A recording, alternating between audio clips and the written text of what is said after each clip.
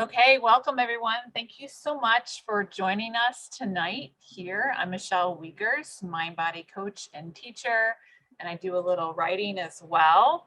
And I'm really glad to host this tonight. How We Heal is a course on platform that I started, and Jill has been a colleague of mine. Jill Pratt was here with me tonight.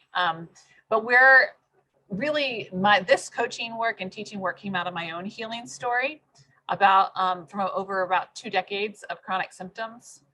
And if you don't know much about my story and you want to know more, you can find out more on my website if you want. There's probably more than you want to know there. But I'm really glad you're here tonight. We're going to be talking about the TMS mind body personality traits and how they affect our bodies. Jill is here with me tonight. Jill Pratt, my friend and colleague and co-teacher of the How We Heal Chronic Pain and Fatigue course. And she's going to be hosting us tonight as well. So Jill, you want to introduce yourself? Yeah, hi everyone. As I said, I'm coming to you from Washington State, from the Olympic Peninsula. And I'm just so thrilled to be here, joining Michelle again to teach another course together to support her. I am so indebted to Michelle because when we met in 2019, she shared her healing story with me. And I thought, I wonder if that would apply to any of my symptoms of chronic pain, chronic migraine, TMJ, neck, back, shoulder pain that I'd had since I was a teenager. And I just thought was part of being human. And luckily enough, I started doing the work and I discovered I didn't have to have all that pain. And so I've been healed now since about spring 2020, just in time for good old pandemic to start. And just let me tell you, I'm so grateful that I found the work and I found Michelle and her friendship when I did.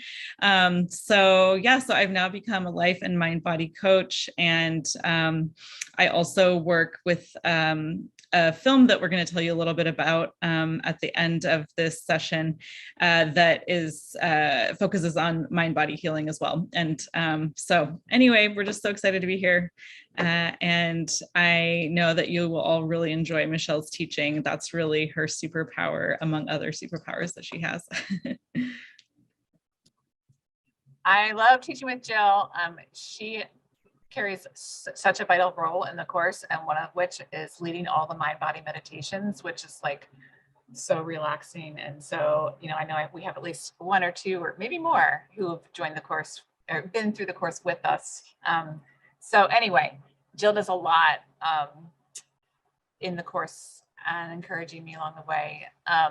So we are going to dive into this topic tonight. And if you're not familiar with this whole mind body approach, if you know, what's TMS, what does that mean? By the way, it means tension myositis syndrome. And it's a term that was coined by Dr. John Sarno, as he was really the pioneer for this healing approach. You might also hear it called mind body syndrome, psychophysiologic disorder, lots of things. But tonight we're going to explore how self-pressure and feelings of fear and danger are, and how they're created by self-pressure, and how that really comes from this common list of TMS mind body personality traits that have been named by many mind body experts. So I'm going to start briefly. Before I start, I'm going to share some slides with you as we go, but I'm going to start briefly and just kind of quickly talk about what mind body symptoms are, in case you're brand new and you're like, what are you talking about? So mind body symptoms are, I'm not going to go through all the details of it, but they're symptoms like chronic pain, chronic migraine, fatigue, dizziness, insomnia. There's even actual diagnoses that are on the typical common list, like fibromyalgia, irritable bowel syndrome, TMJ, that kind of, that are all really have a very strong stress component to those diagnoses. And there's more on my website if you're interested in learning, more about what are the common ones that could really fall under the mind body cause.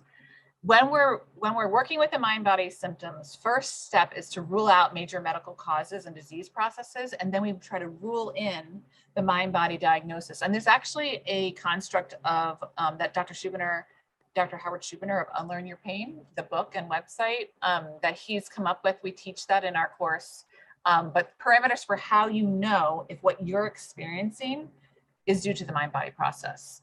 And so once you rule in the mind-body cause, you can make so much progress towards actually recovering from very real physiological symptoms. So when we say mind-body, it doesn't mean one, these symptoms are imagined or that they're in our heads. What it means is that, it's a very physically real symptom and experience in the body, but the cause is due to the link between the mind and the body. When we have chronic symptoms that have lasted longer than 3 to 6 months, it really becomes less about structural causes and more about a sensitivity in our nervous systems created by difficult emotions, stress that we experience, and these things that we literally like hold it in our bodies. So those difficult emotions, like they come from life experiences, previous, maybe from childhood, difficult wounds or stressors or traumas. They can be things that are happening today.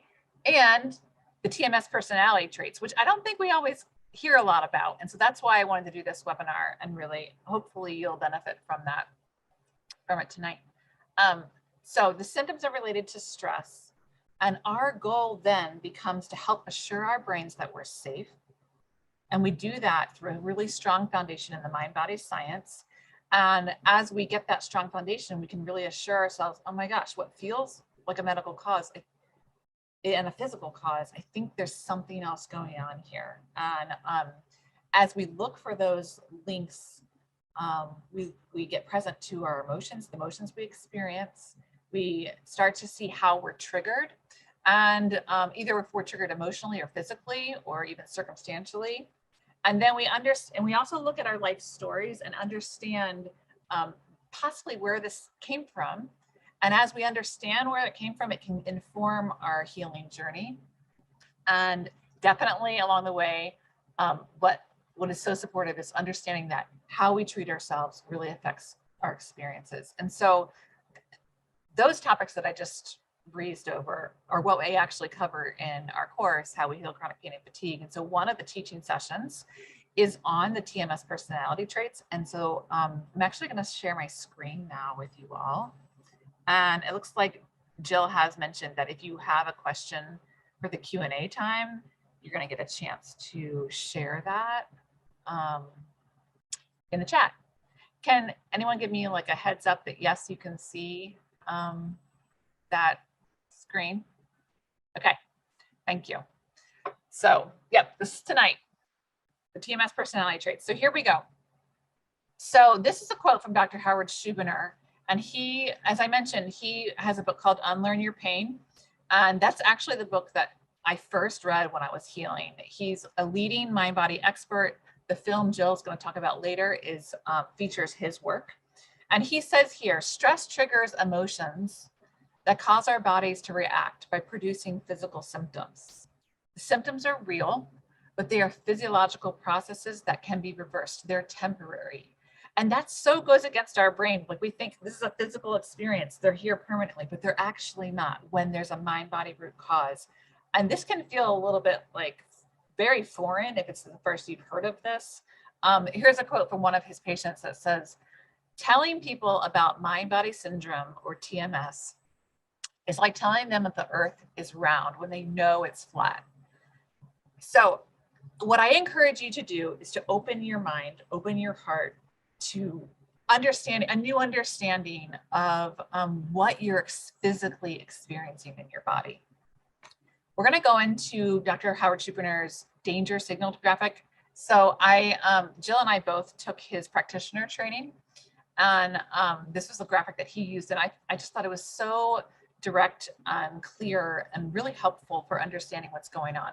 So these purple boxes in the top here are the things that are triggering the danger signal. And when I say the danger signal, it's the part in our subconscious that responds with that fight, flight, or freeze response. So when that alarm, when our system, our deeper self feels threatened and in danger, like the proverbial like bear in the woods that you're like flee and run away from with, like, you know, if you see something dangerous, your body starts to respond before your mind thinks about responding.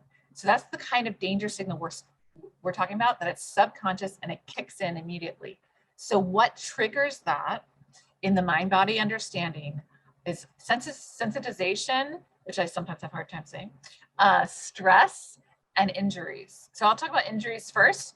If you have an old injury from a long time ago, and you know you have this association, yeah, when the weather comes through, my old like knee injury really flares up, or whatever. You have these reasons for understanding why it flares up. The truth is that a lot of times when we have old injuries and old symptoms come back, there's actually a stress component that's making that come back up in the body. So that's one of the causes that can trigger the danger signal, because there's already that neural circuit between the brain and that part of the body, because all pain really does originate and all symptoms originates in the brain. So injury can trigger our danger signal. The stress can trigger the danger signal, and that can be current life stress. We're going to talk in a minute about the stress that's created through the TMS personality traits.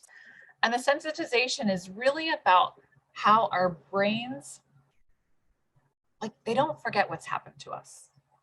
Previous life experiences in early childhood difficulties or traumas,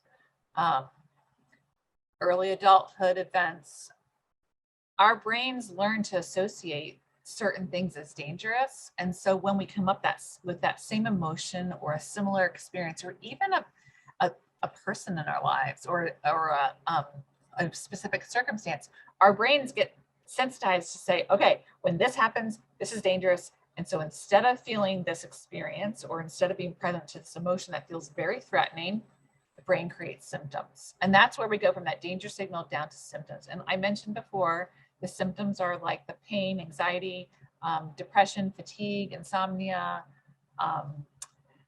even actually long COVID for many people when major medical causes have been ruled out, chronic fatigue syndrome. There's a long list of symptoms that the brain creates in order to, really, it's a protective response.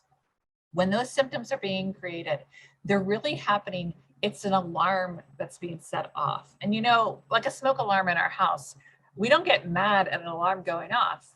We just, really, it's our job then to figure out, well, why is it being set off, right? So our brain is actually doing its job by alerting us, because it's convinced that we are in danger. And so those symptoms, doesn't it make sense that those symptoms then can cause a lot of, as you see the arrow pointing to the left, fear, worry, and focus. Like the actual experience of the physical symptoms can make us be anxious and afraid and worried, and we can hyper focus on them. And when we do that, we're actually re-triggering our danger signal. That's why the arrow goes up, back up to the gray signal box. So we get stuck in that cycle of the danger signal triggering symptoms, the symptoms triggering the worry, fear, and focus, and back around again. And so what we want to do is interrupt that cycle. And when we do that, there's a lot of different ways to do that, and we go into depth in that in our course. But what we primarily want to do is reduce fear around the symptoms by creating a sense of safety in your brain and body. That can come through a lot of different pathways, but tonight we're going to talk about the TMS personality traits. So let's shift now into the next slide. So you can see this is pretty much, it looks like an identical slide, but really what's changed there are the top purple boxes. So the traits, we're going to go through them in detail in a minute, but here's some general summary. So the TMS personality traits, they create an amount of self-pressure. And they're often that excessive pressure on ourselves shows up like to be perfect, that perfectionism trait, to perform for others, to achieve, to like have high standards, to please others. So this tendency to perfect, to perform, to please, it creates a lot of stress for us. And that stress triggers the danger signal. And I'm not going to repeat myself, right? The danger signal creates the symptoms. Symptoms creates the fear, worry, and focus. And the more we continue in performance mode, the more we continue in perfectionism and in constantly having to please others and pressure ourselves to get it right and get it perfect, and you better back up and figure it out, we're re-triggering our danger signal and potentially creating more symptoms. And that's why this aspect of the mind-body healing can be so key. I have, I would say, like, the grand majority of my clients, this is a portion of what they're dealing with. And I have some clients where this is like the primary part of why they have symptoms. And so, again, it can be past trauma, it can be holding these emotions in the body, but it really can be the way we are treating ourselves. And there's a lot of reasons we do that, which I'm going to get to in a little bit. But what I want you to hear me say right now is that I don't want you to get down on yourself about these traits. I know that there's the propensity for getting self-critical, that you have these traits. And by the way, I'm teaching on this because, like, I can identify with the traits too. You're not alone. I think probably almost everyone, or maybe everyone, can identify with one or two of them. But I don't want you to get self-critical tonight, to get a heavy weight on yourself, because the point of this information is actually to expand choice. Once we identify what's happening, then we can start shifting and making different choices and putting different practices in place. If we don't know why we're being triggered and we don't know the source of it, like, what do we have to go on? So naming these things is not about shame and heaviness on like being hard on ourselves. It's really about understanding to then be able to create small steps for making the shifts that you want to make in order to reduce symptoms and really increase self-compassion and increase loads of safety for yourself. So watch out for those self-pressure zingers even tonight in this space. And I hope that as we move forward, that you can bring a lot of self-compassion for yourself. So let's zoom through this list of common TMS personality traits. Being a perfectionist, having high expectations of oneself, needing to please others, being overly responsible, especially for others. And, I'll just say, when we are being overly responsible for others and really needing to please others, it's hard to be present to ourselves. We actually end up like skipping ourselves in order to please someone else. We skip over ourselves in order to pull all the things together to be responsible for X, Y, or Z for this person. And it really becomes a trap that can be hard to get out of. So moving on, low self-esteem, wanting to be good or liked, frequently feeling guilt, being hard on or critical of yourself, doing for others and neglecting the self. I really relate to this, that constant do and serve everyone else. And then honestly getting mad that I push myself too hard to care for the members of my family. And then getting angry at everyone because I pushed myself so hard and didn't actually create a safe space for myself. And I overextended myself, and then I get mad at everyone and myself. It's just a really perfect storm, right? So doing for others and neglecting ourselves just doesn't work out for anyone. Strictly following rules, having difficulty letting go or making decisions, not standing up for ourselves is often about setting boundaries or not having boundaries and appropriate boundaries. Bottling up our emotions, especially rage or resentment. A lot of us with TMS and mind-body personality traits and also symptoms are holding rage within us. And again, here it is, that part of that graphic, the constant worry and fear around the physical symptoms. It feels like these physical symptoms are powerful.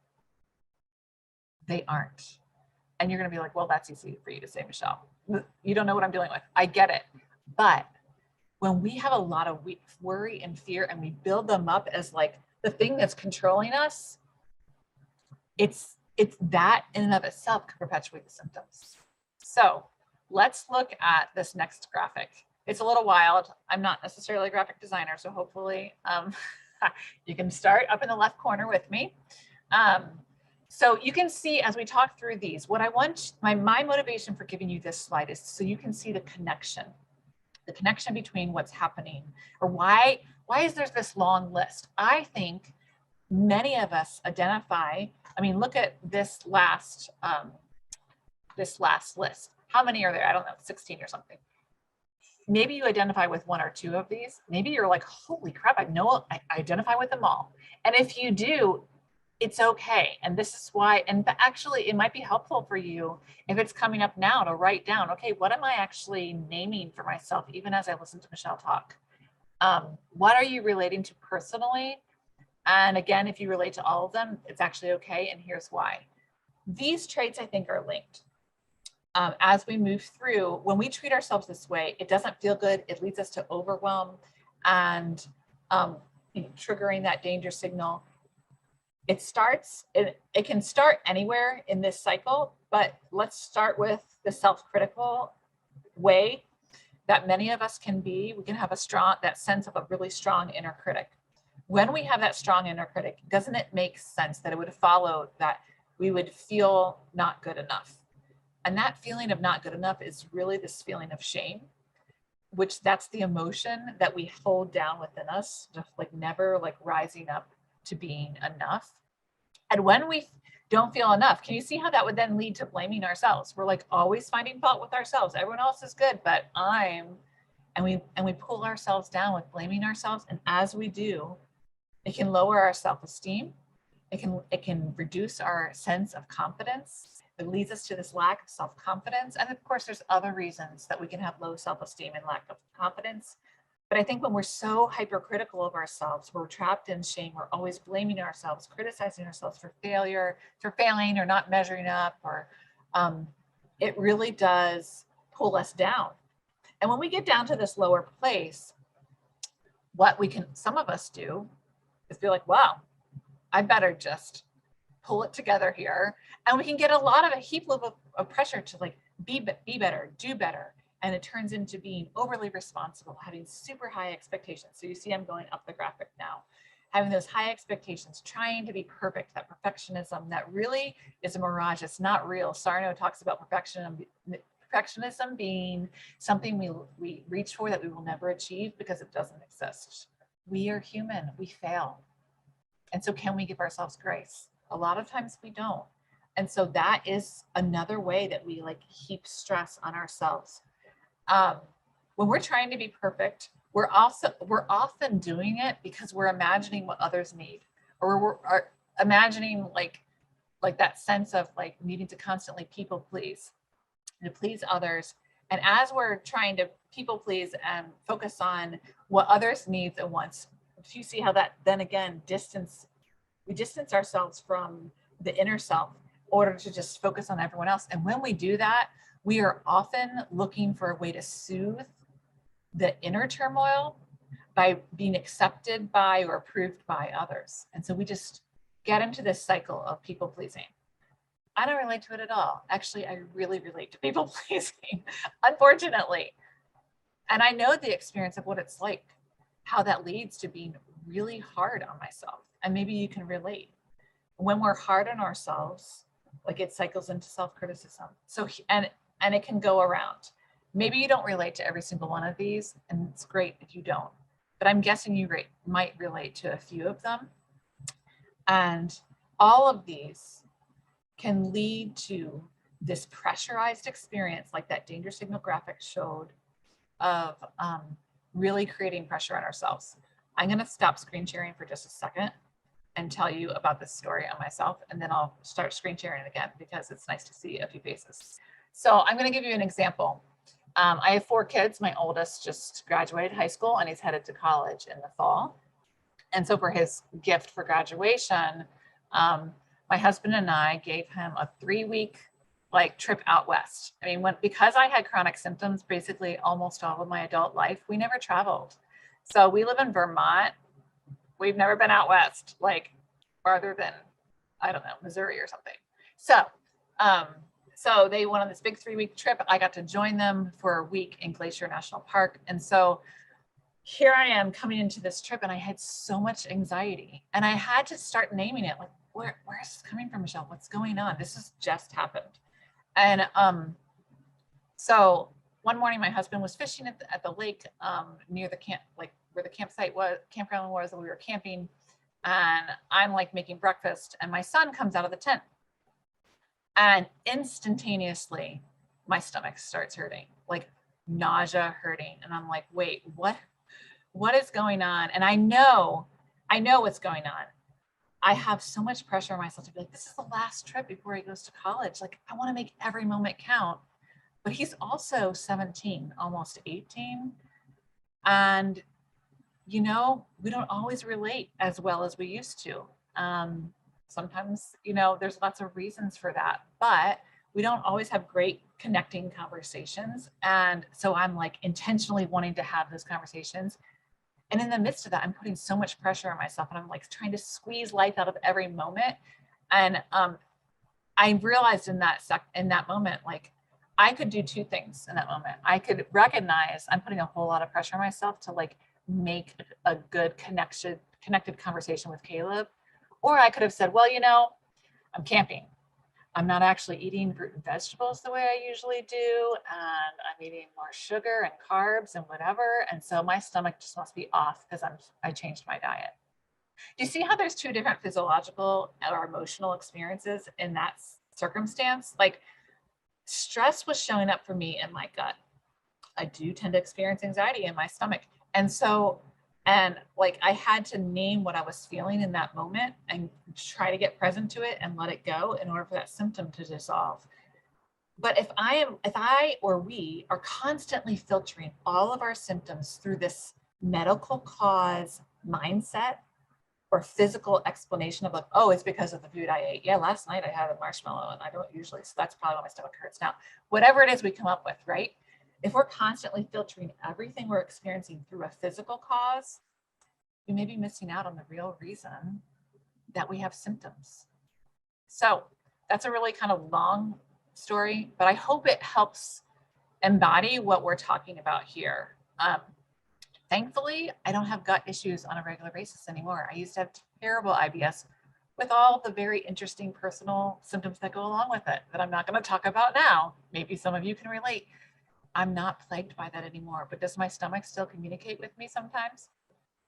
Yeah, but it's good because then I know, oh, wow. Yeah, I'm loading myself with a lot of pressure. So I'm going to share my screen again because I have a few more slides. And let's see, I'm going to check my time. Trying to keep it at a certain time. Okay, so we just went through this one. Let me go to our next one. So here's a quote from Schubiner. Conflict in one's mind is a very important part of the mechanism that creates and perpetuates TMS. Most people with TMS are people who try hard. See what you can relate to in this list. People who try hard, who care what others think of them, who want to be good, want to be liked. They tend to be conscientious, responsible, and hard on themselves. And these personality traits are generally found in good people, people you would like to know and be friends with, right? The problem is that people like this put extra pressure on themselves. They tend to get down on themselves and beat themselves up for their failings. When external events and stressors occur, then we compound the stress by putting more pressure on ourselves, and we're much more likely to develop TMS or mind-body symptoms. Doesn't it make sense that this is a big component to potentially a big component to what we're experiencing in our bodies? It makes sense to me. Hopefully it resonates with you. By the way, I'm not going to have time to dive into it tonight. I originally wanted to, but there's just not enough time. I do dive in a lot of detail into people pleasing and perfectionism in the course, because I think it's two that many people identify with who have mind-body symptoms. I will just suggest reading a book by Brené Brown called The Gifts of Imperfection.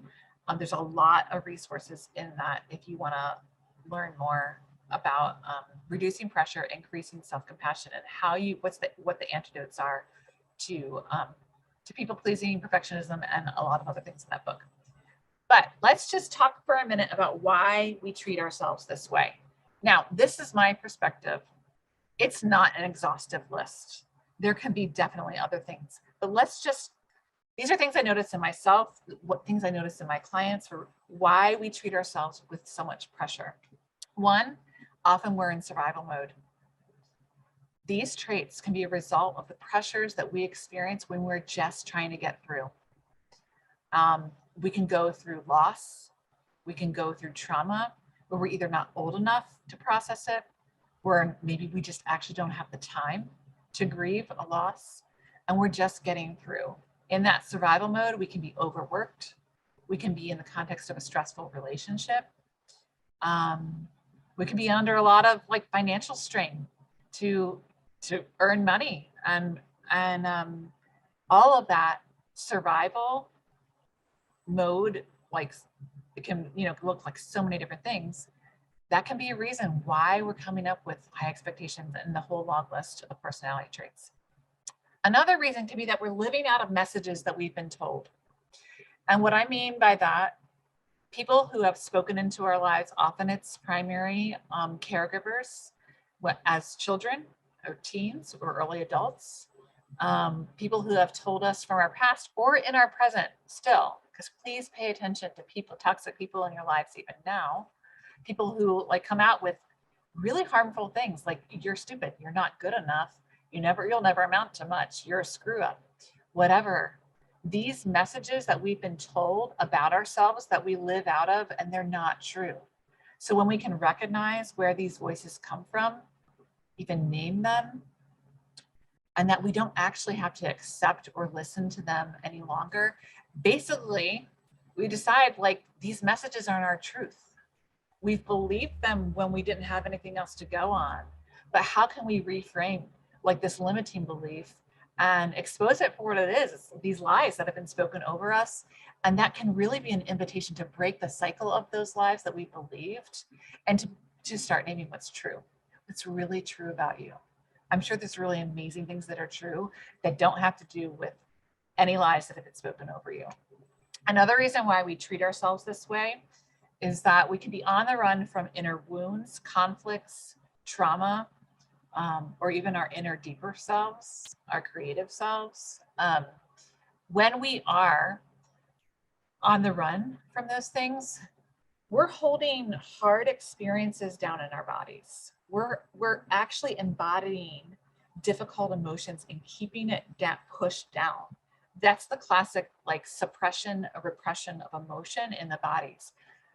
And who wants to be close to that stuff? It's hard. Like we tend to not want to be close to that. And so sometimes we establish this other way of being to like always create a distance from these hard things inside, right? So it can control the way we interact with others and the way we interact with ourselves when we're when we're distancing ourselves from these inner difficulties. Like if I don't have a strong sense of who I am or connection with my inner self and what I want, I'm going to probably, and I've done this, base the interpretation of who I am on other people's feedback. And that leads me into, well, I need to please them. Why do I need to please them? Well, there's a lot of reasons, but in this context, the reason I need to please them is because I need to be okay with myself, because I'm not connected to myself. I'm on the run from things inside. And when we're on the run, like I said, we're interacting with ourselves and others differently, but we're also pushing down the exact emotions and the experiences that are linked to emotions that are perpetuating our symptoms. So that's another reason why we do this. Habits we get stuck in. So either it's our own tendencies or things that we copy from others around us and around our culture. And we can often look to others to help us feel like okay about ourselves. And when we do that, again, it's creating a lot of pressure to meet certain standards and our own high expectations. And we can get stuck in the rut of that. These personality traits can be like habits that we just perpetuate without even thinking about it. External and internal pressure to achieve, perform in a lot of settings, in work, in family, in relationships, in school, in our community. So when we have this external pressure where we can literally have a boss or a spouse or partner or a child, I mean, we can have people in our lives that put pressure on us to achieve. We can also have that internal pressure coming from ourselves to achieve, to perform. And constantly, I find it incredibly toxic for myself to constantly be evaluating how I'm doing. When I'm doing that, I am not free. I am anxiety ridden and really not doing well. So that internal and external pressure, like if we have, doesn't it make sense that if we have this like pressure to achieve and to perform, we have to know how we're doing, right? So we're constantly evaluating ourselves. Do I measure up? Well, I'm a little bit chunkier than that person. I'm a little bit slower. I'm not as well spoken as I put in all the things that we can criticize ourselves for, right? So that really can develop this place of nonstop pressure to do more, pressure to be more, and we're setting ourselves up for a lot of anxiety and triggering that danger response in our brains that creates symptoms. But if we can practice recognizing that we have a choice in how we treat ourselves, we can really start to make some progress. Let me just talk about that briefly. We can, when we when we see that we have a choice in how we treat ourselves, we can start to listen to and shift our thoughts and the internal dialogues or phrases or criticisms that we hear. When we realize, oh my gosh, those internal phrases are toxic and are really creating experiences of anxiety or symptoms in my body. So what do you hear? Like, what's on repeat in your mind? Like, is that your truth? Where is it coming from? Like, what context, consider this, like, what context increases self-pressure or those phrases? Is it a certain family member or work environment or living situation or friends? When we can recognize where it's coming from and then name what's really true. I mean, I know I'm like making it sound like super easy. It can be a process and a journey for sure. Absolutely, it usually is, right? But when we journey through that and we're willing to start to love and accept ourselves, to all of that like nurturing that we want to give to everyone else, and we can start to recognize that it's our invitation to give it to ourselves first, it's really powerful, friends. Like, it's incredibly powerful to recognize we have choice where we can do certain activities or not. We can set boundaries or not. Even pace. I don't know about for you, but when I'm pushing hard and my pace is super intense, the pressure just skyrockets. Consider what people make you feel inadequate. What makes you feel not enough? What causes us to slip into people pleasing, over striving, being overly responsible, or even self-critical? These are the things you want to attend and attune to. And again, I'm going to say I feel like a broken record, and I'm sorry, but there's a lot more to say about what's the antidote to this. But the overarching summary is self-compassion, and that's why I want to kind of end here. Dr. Kristen Neff has a website, selfcompassion.org. She has some incredible books. One's called Self-Compassion, The Proven Power of Being Kind to Yourself. And her new one is Fierce Self-Compassion, which is how women can harness kindness to speak up, claim their power, and thrive. I would highly recommend her work, her books. But let's look briefly here at her definition of compassion, self-compassion. There's three. I'm just going to pull them all up for you. Self-kindness, common humanity, and mindfulness. This is something she shares in her books. But these summaries are quoted from The Gifts of Imperfection by Brené Brown. So self-compassion is being warm and understanding toward ourselves when we suffer, fail, feel inadequate, rather than ignoring our pain and flagellating ourselves with self-criticism. So do you see how we have choice? We do. Like, we have choice to say, okay, everyone fails. Like, and yeah, I've been through a lot right now. Like, even just like, wow, we're allowed to feel bad for ourselves because we face hard things. And instead of just like pushing it aside or criticizing ourselves, we can bring that warmth and understanding towards ourselves. The second is common humanity, recognizing that suffering and feelings of inadequacy are part of being human. It really happens to everyone. And as it does, and as we can sense that others struggle the way that we are struggling, it can create that sense of like, oh gosh, like I am not the only one. And it's not about like self-criticism. It's not about all of these things. It's actually about recognizing I am one of humankind and we're all doing the best we can and we can support each other as we move through it. Mindfulness, it's a pretty interesting definition that I love, and you'll probably see why.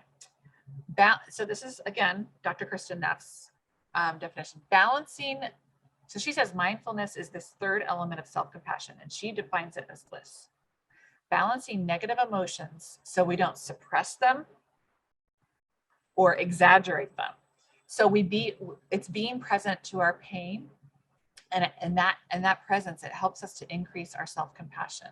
Mindfulness also needs us to not over-identify with thoughts and feelings so that we're all caught up in them.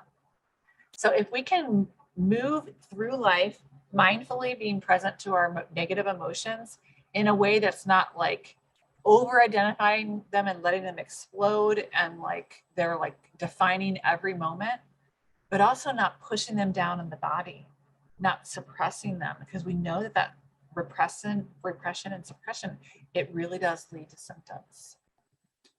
There is so much more that I could say about self-compassion, but I think I'll summarize it like this. When we can get to the place where we allow any and all emotion to be present without spiraling into criticism or any of the other difficult things that put pressure on ourselves, we can let them be there. We can listen to why they're there and recognize that these emotions, they have good information for us. They're alive in our bodies. I mean, emotions are like the life energy force in us. They're not meant, especially negative ones, they're not meant to be housed in this frame that we walk through. Because when we trap them in, that's often the source of what we're experiencing in a mind-body symptom. So I'm going to close with a poem. I happen to write poetry, but don't start reading if you're reading, because I'm going to read it to you, so don't worry. When I was healing, I had poetry explode out of me, and I recognize now that I had too much shame, fear, self-doubt, rage, anxiety to actually have a capacity to be present to my creative self. I didn't really know. I mean, I had written for a long, long time. I always journaled, and I'd written poems here and there. I had no idea that I had a creative writer in me, though, in the sense of like this, so much of who I am. And when I healed, it was this explosion of writing in me because I was finally having access to this deeper self, this deeper place in me. That's where my creative self lived, that I was not present to when I was really in a lot of pain and symptoms. So let me just read this to you, and then we're going to transition into a little bit different transition out of the teaching time. So this is called Letting Go.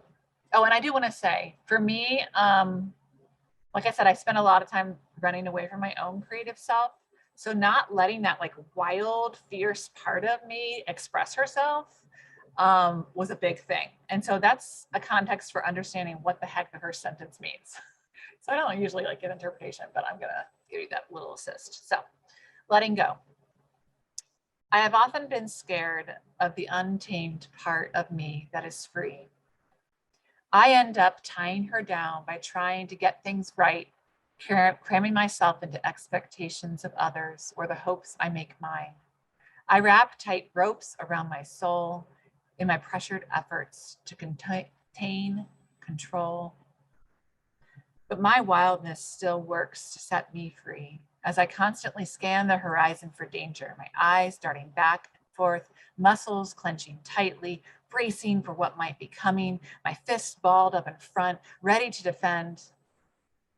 This vigilance that forces me to always be on the lookout is getting tired of working so hard. Trying to let go of anxious scanning, I bend down low to cup my hands around the space of the small voice rising up in me. Surrendering my constant need to protect, I'm starting to follow the one within. And that's really what I think our invitation is, to start to follow the one within with self-compassion and how these TMS personality traits connect with what we're going through. I'm going to share a recording of this teaching with you on Friday and a short reflection exercise. And so you're going to have, I would encourage you to create some time to just like reflect on how these relate to you and your experience of symptoms in your body. Jill and I want to just briefly share about the course we're teaching because there's so much more to share with you. And I'm just going to zoom through it really briefly because I want to have some time for questions. But I want to just say, like, there's lots of ways into this mind-body healing. There's the science foundation. There's why is it, which helps us know why is it happening, like what's happening neurologically, as far as the psychological understanding, what's being held in our bodies, how do we release that, how do we heal that, identifying emotions, creating like understanding links to our life story, understanding how stress and emotions show up in the body, how we treat ourselves. All of these things is what we cover in the course. And I wrote the course this way because there's a lot of mind-body teachers out there who, and I will just say pain reprocessing therapy is incredible and many people heal from it. And it's absolutely part of what I do with clients. But sometimes we actually need to be present with a deeper self as far as our life story and what emotions we're holding in the body, and naming those can be a pathway to setting ourselves free. So the course has teaching sessions. There's 15 live hours of teaching and Q&A sessions. There's tons of homework exercises to help you apply what you're learning in between classes. We share a lot of healing tools. I mentioned mind-body meditations. There's an extensive expressive writing. Maybe writing is something that you access and something that you avoid. Well, there's a lot to learn about what you can, utilize to actually become your own advocate in your healing. And so that's what we try to do. We try to really enable you to increase healing in your life, reducing symptoms, and really contextualizing what's going on and seeking what's true. So students have really reflected to us that this has been a life-changing experience for them. Many of them have said that they continue to utilize the materials for like the long haul, even after the course is finished. They're going back to those resources and utilizing them. And some have also said that they've tried other programs and that this was actually more comprehensive and helpful than some of the other things they've tried, especially the stop processes and that sort of thing. But I'll just end with this quote. It's on my website, so you could read it there too. But one student says, I no longer have POTS, chronic fatigue syndrome, MCAS, I think it's mast cell activation syndrome. I don't have any of those symptoms. Now I can run, rock climb, hike, drink, and eat any food I want. I can also socialize more with others and be in stimulating environments that previously would have caused me to have symptoms and be in bed for days.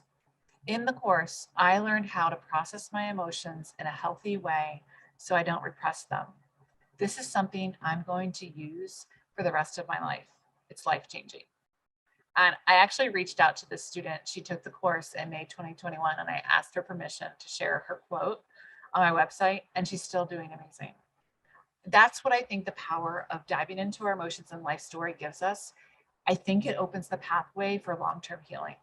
So if you've made progress and then regressed, like this may be a key missing link for you.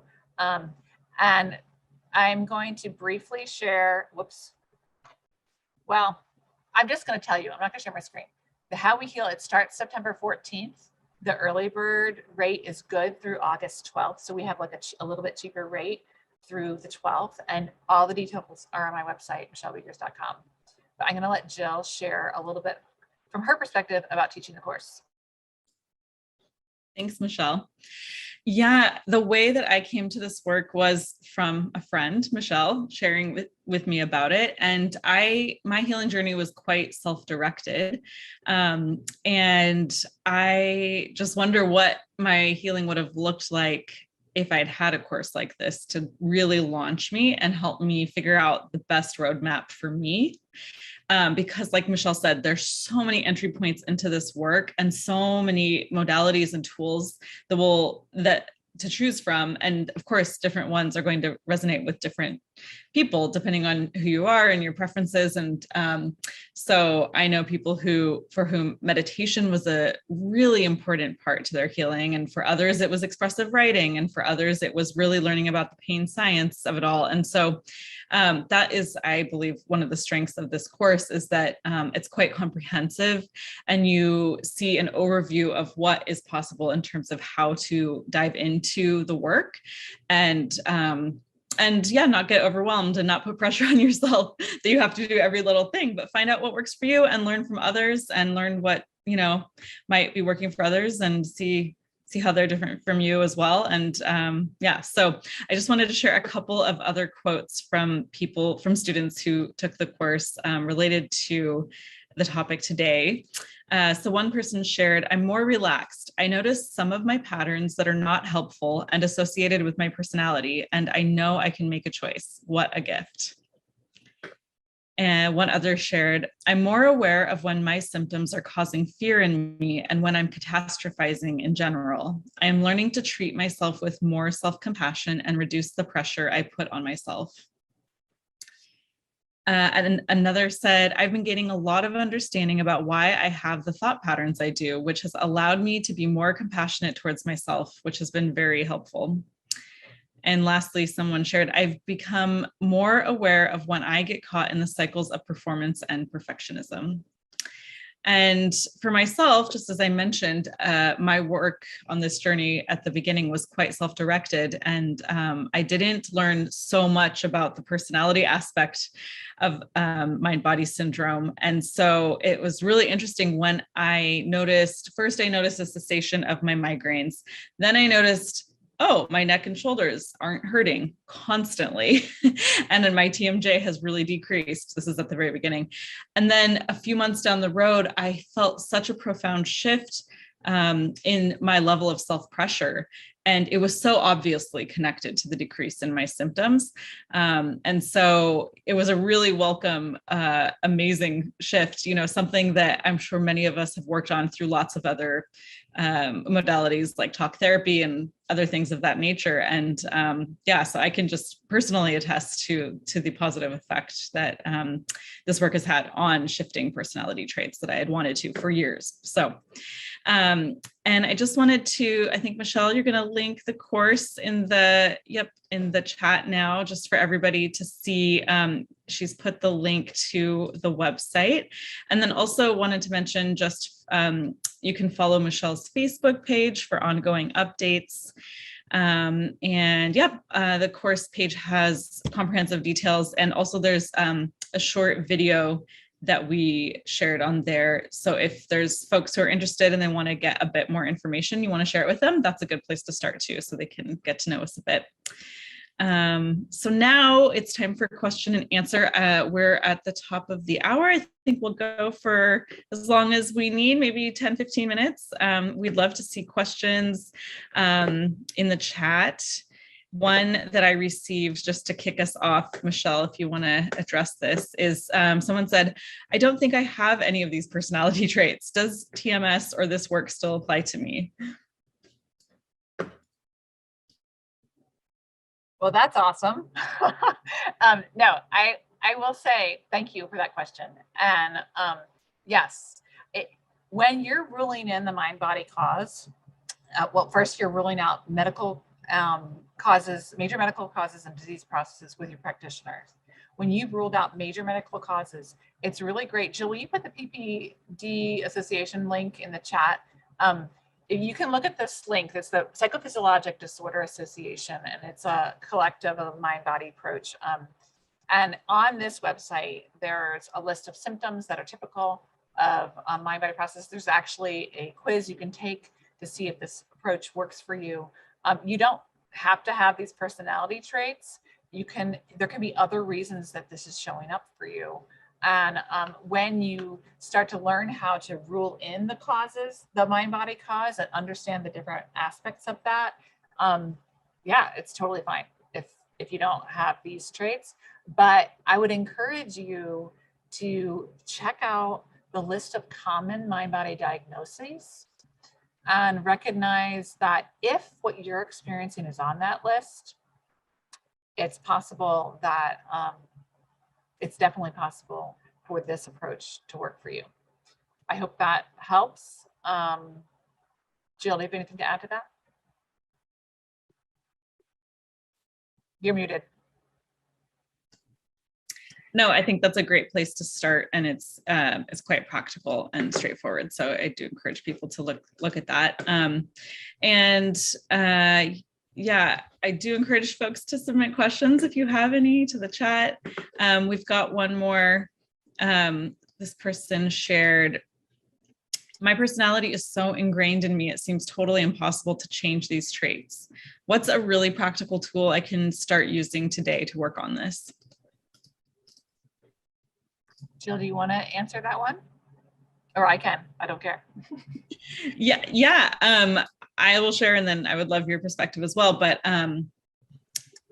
definitely, I found a couple of meditations or like self-affirmation recordings in my healing journey that I would just pop on anytime I was having, like a particularly acute spiral of feeling negativity and self-criticism. And I really just tried to put a priority on shifting or thought stopping, first of all, those negative self-pressurizing critical thoughts, and see it as something that really was connected to my physical pain. Because it's one thing when you feel it is just not great in your head to have those thoughts, but when you see the actual physical manifestation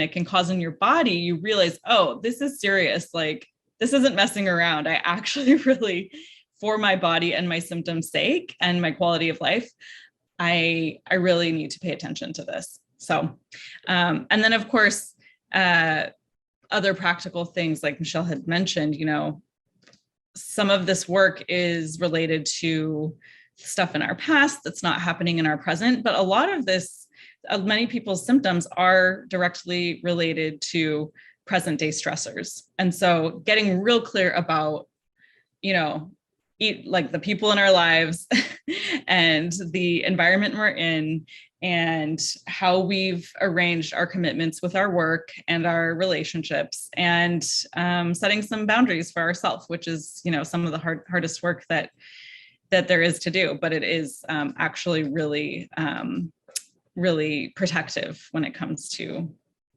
this issue. So, Michelle? Thanks, Jill. That's so helpful. I will just say I can completely identify with this experience of feeling like this is so ingrained in me. Like, ask my husband. Like, I was a freaking control freak. I mean, like, I just needed to have control over everything all the time. And if I had been like, if I had heard this teaching before I healed, I think I would have felt the same way that you're feeling. Everyone has a different experience in healing. My healing experience was, I don't know how to say it, except it was very disorienting because like so much shifted for me. And it was almost like I was standing on brand new ground, because what I thought was causing my symptoms wasn't. What I had built my life around, and like I had to be all these things, like it just didn't matter as much anymore. And I found that happening by really attending and starting to listen to my inner self in a way that I never knew was possible, or didn't know I wasn't. Okay, that's double negative. I didn't know I wasn't doing it. Like, I didn't know I was missing.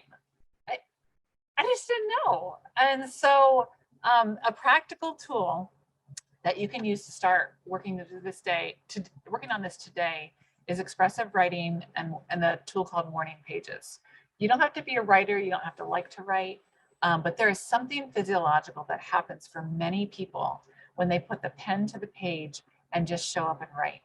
And write in almost like a stream of consciousness way. You might be familiar with Journal Speak by Nicole Sachs. She has a particular way of doing it. I have, this person who wanted to ask the question, if you want to email me, I will share a handout with you on expressive writing. And there is so much that can happen when we start to attune to ourselves and really start to access what's underneath the surface.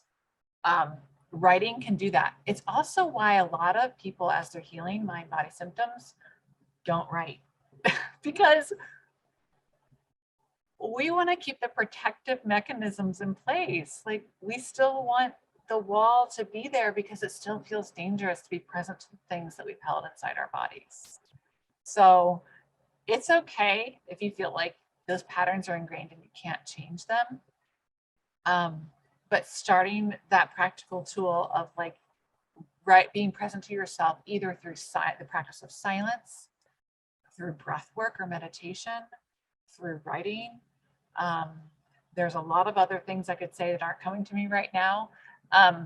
The other thing I wanted to say, there was one more thing, hold on. I don't remember. So I think, hopefully that feels helpful. There are a lot of tools out there. I think I know what it was, just got it back. We don't have to fix our personality traits in order to heal. I just want to say that.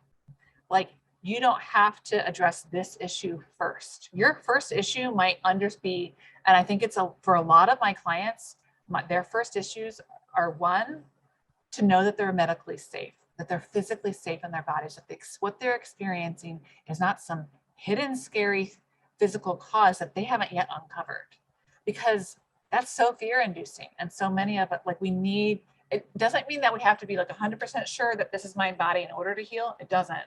But creating safety around understanding what's medically not going on and what's emotionally mind body actually going on is huge.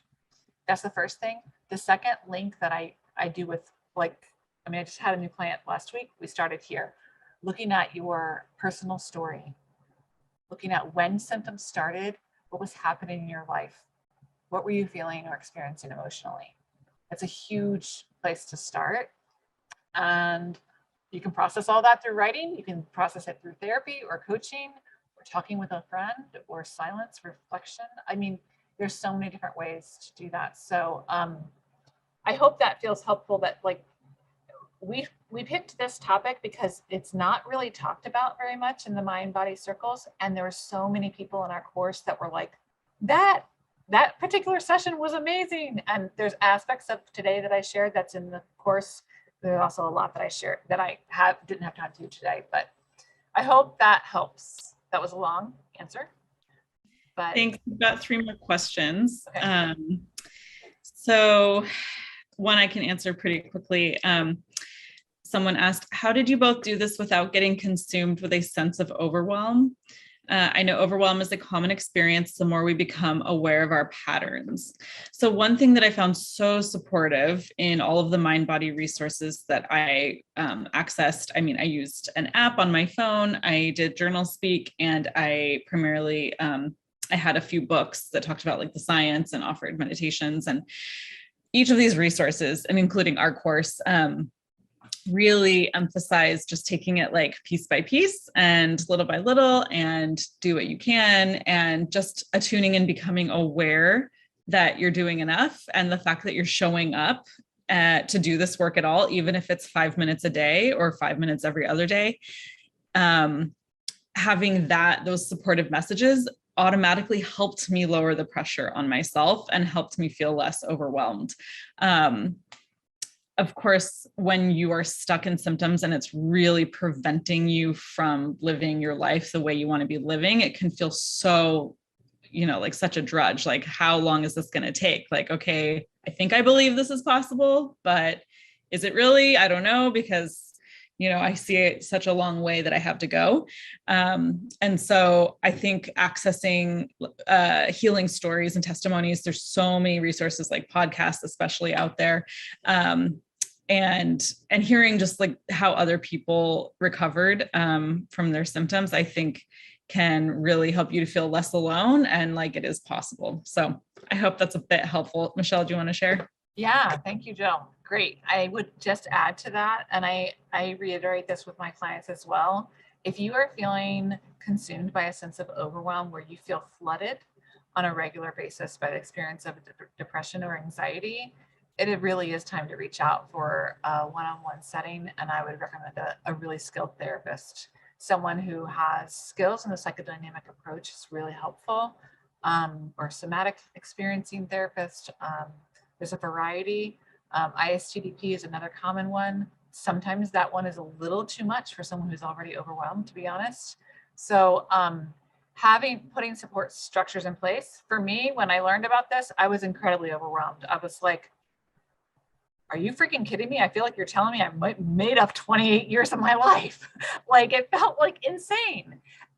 And it was incredibly overwhelming. And I honestly, in the early stages, I was like, am I going to have an emotional breakdown? I felt that. I really did. And so I got a therapist to help me. And honestly, I consider becoming a therapist myself, but I find the coaching setting to be much more powerful as far as making the changes that we want and moving forward. But I do have clients that concurrently meet with me with coaching and also with therapy. So if you're being consumed by it and flooded by it, I hope that you'll reach out and get the tools and support structure that you need. But there are a variety of ways, like Jill mentioned, to like healing stories and surrounding yourself with supports in other ways. Therapy isn't the only support. But yeah, I'm just going to bring that up and be real. So.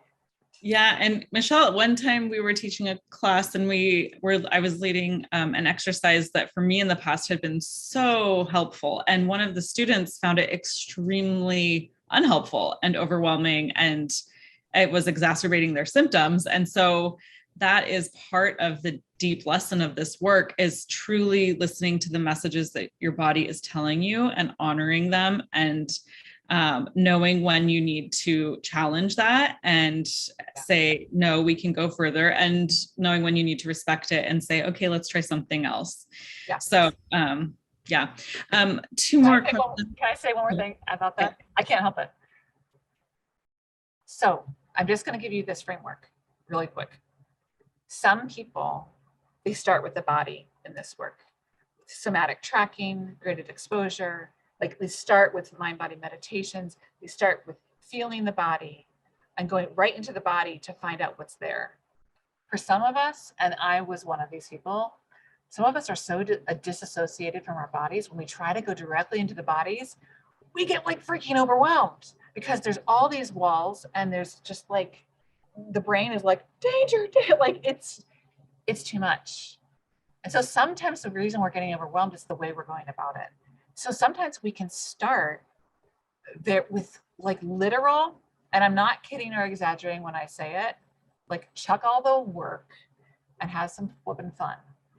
Create joy in your life. Return to what you love or think you love or might love. Create small steps to do that. The other thing is really anything that feels like increasing safety is what your go-to is. There is no one that's going to be harmed by increasing self-compassion. So starting with Dr. Kristen Neff's website and taking her self-compassion assessment and seeing where you're at, and then just bathing yourself in kindness. I mean, it is a starting place. Maybe it sounds like a glib answer, but it's very real. And it can be the context to calm that sense of overwhelm. Okay, I'm sorry, Jill, go on, next question. No, that's a good segue into this one. It's this person asks, a lot of us have lost so much because of our symptoms. It's natural to want to expand our lives and want more. How do we release the pressure when we're working towards changes and goals?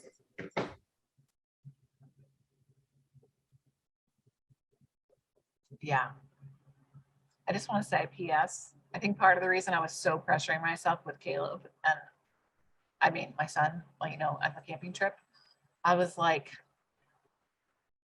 I'll try not to cry, but I was like, I lost so many years with my kids being ill. That's what it feels like. How can I be out of time? Like, how can I be ready to go to college? I missed out on a lot. And our lives often become very small inside of chronic symptoms when they're ruling us. And it is like, I mean, yeah, you want to expand your life, you want more, you want to heal now, you want to heal yesterday. And so I think it's huge to evaluate pace and really consider. I mean, for me, I had almost 3 decades of symptoms and I dove in deep and hard and fast. Is probably part of the reason why I thought I was losing my mind for a minute or two or more, because I pushed so hard in the beginning.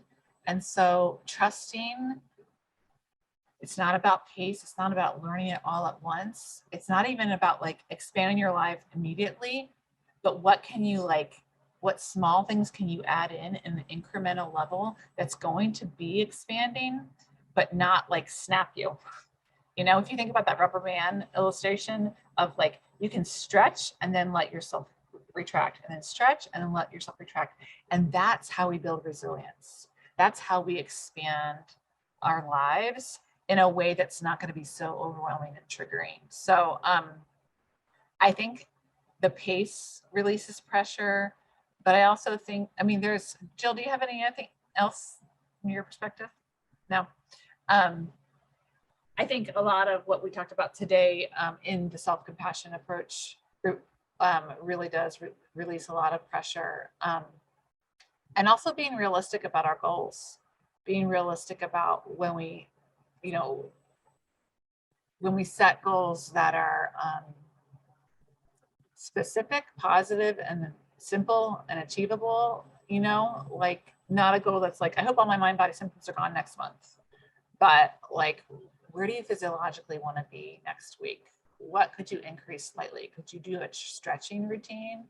Would yoga be supportive of you heal like it was for me? Like, what small, like, I said this to clients recently a lot, like, what feels like a really deep, amazing massage to you?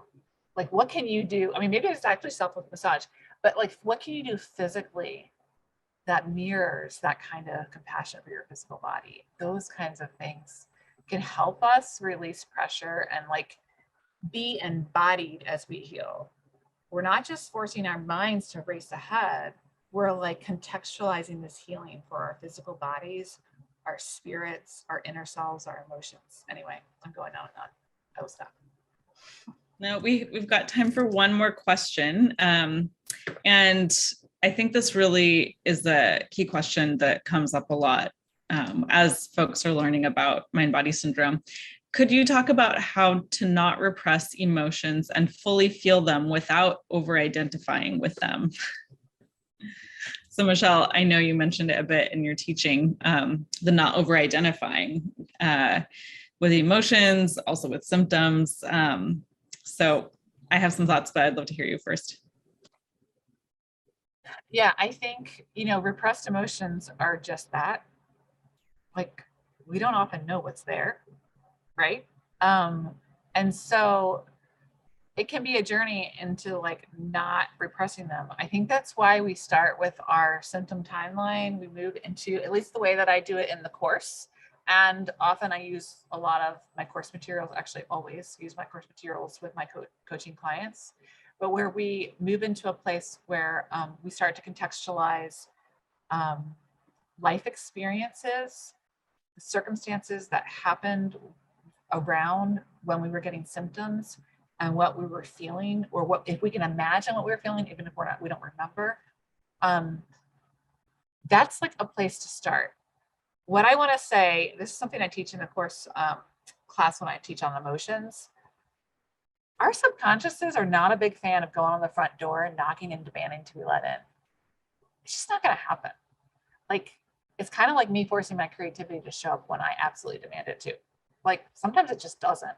But what we can do is find practices and find ways.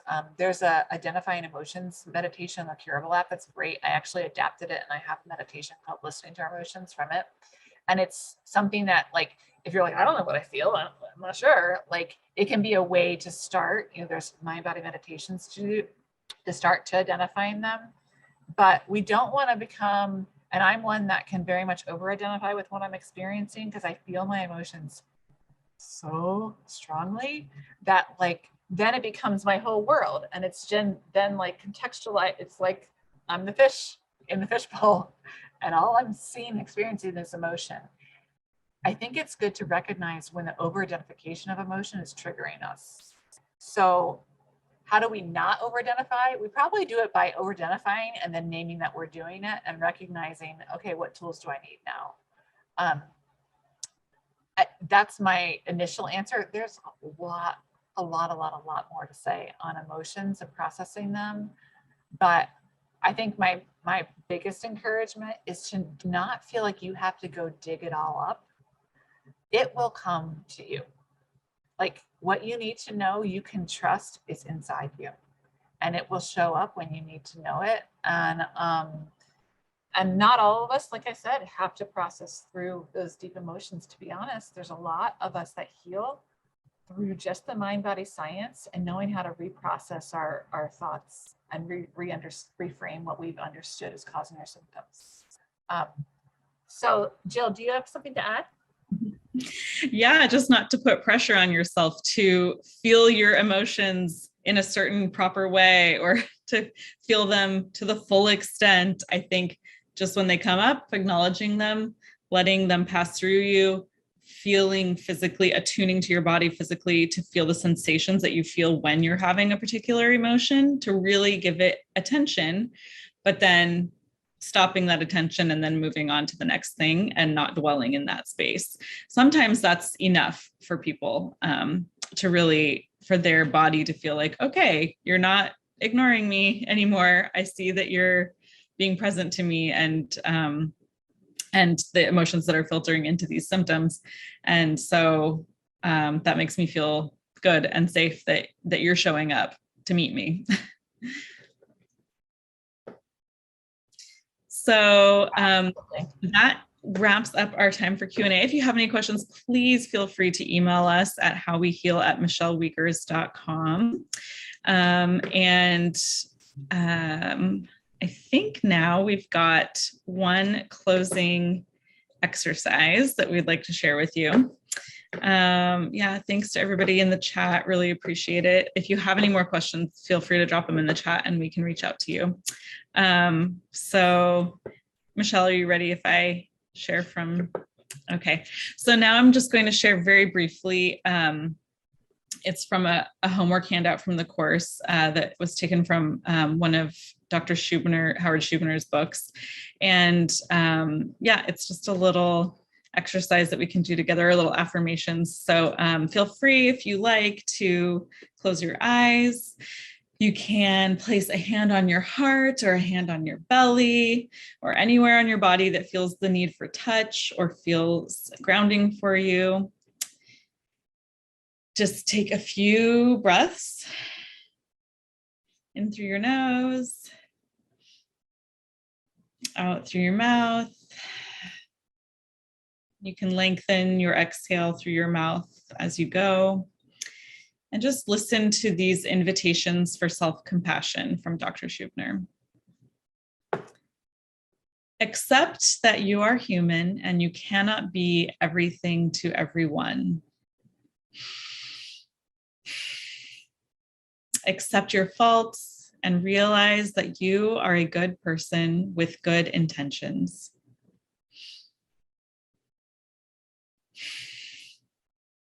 Forgive yourself for your mistakes, just as you would forgive others whom you love.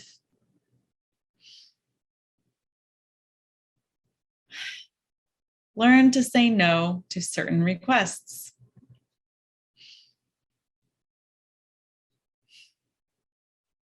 Recognize that many others have been in your situation and have survived and thrived.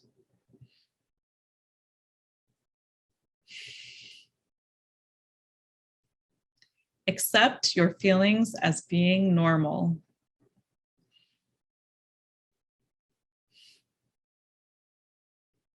Catch yourself when you send critical messages to yourself and replace those with kind and understanding messages.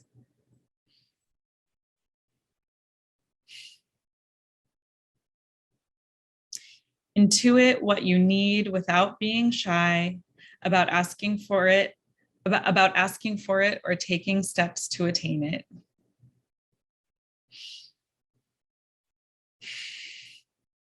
Stand up for yourself.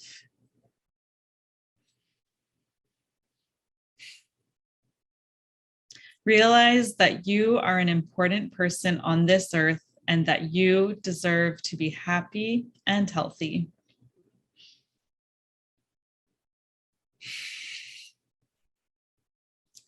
Take one more breath.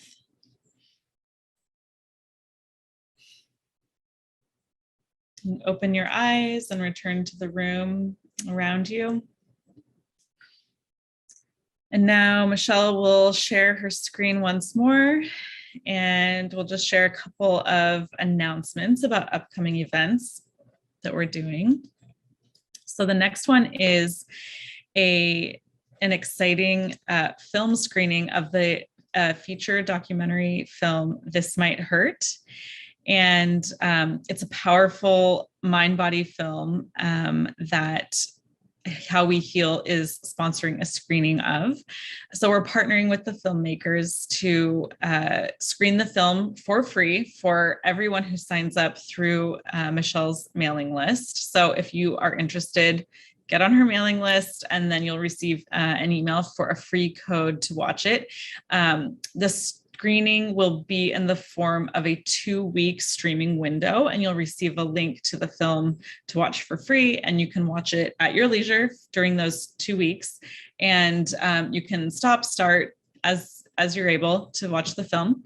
And it is 80 minutes long. And then at the end of those 2 weeks, we will be, How We Heal and Michelle will be participating in a live Q&A panel discussion along with another mind-body medical expert and one of the filmmakers moderating the conversation.